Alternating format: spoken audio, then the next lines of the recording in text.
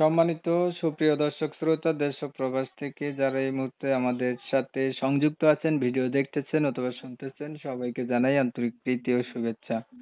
বন্ধুরা, আমি কথা বলছিলাম সুইট একটি আপুর সাথে, প্রতিবেদন করবে, অডিও কলে সংযুক্ত হয়েছে আমার সাথে, কয়েকদিন আগে থেকেই প্রতিবেদন করবে বলে যোগাযোগ ছিল, বাট উনি কেন আসলো প্রতিবেদনে বিস্তারিত ভিডিওতে থাকছে, আপনারা অবশ্যই ভিডিওটা কন্টিনিউ করলে বুঝতে পারবেন।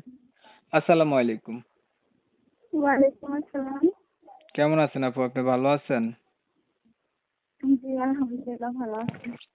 ভালো আছেন, ভালো থাকবেন, ভালো থাকাই কামনা করছি। তবে শুনতে চাচ্ছি আপনি প্রতিবেদনে কেন আসলেন?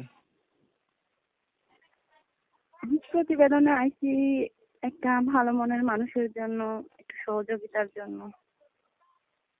ভালো মনের মানুষের জন্য, আবার সহযোগিতার জন্য। জি, আচ্ছা, কেমন ভালো মানুষ চাচ্ছেন বলেন। ভালো একটা মনের মানুষ চাইতেছি যে আমি তো প্রায় 3 মেয়ে, ধরো যে বাবা নাই, মা নাই, দাদির কাছে মানুষ, একটা ছোট ভাই আছে।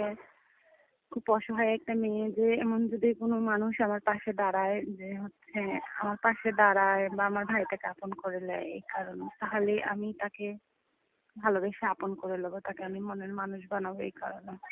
আপনার নাম কি? আমার নাম ফারজানা। দেশের বাড়ি কোথায় আপনার? আমার দেশের বাড়ি বগুড়াতে। বগুড়াতে। হুম। আপনি চাচ্ছেন একটা ভালো মনের মতো মানুষ। হ্যাঁ। আগে আর কখনো আপনি প্রতিবেদন করছিলেন? জি না, এর আগে কখনো করিনি।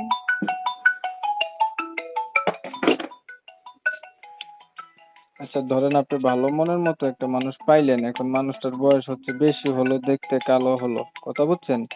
আগে বিয়ে করছে এমন হইলো, তখন আপনি কি করবেন?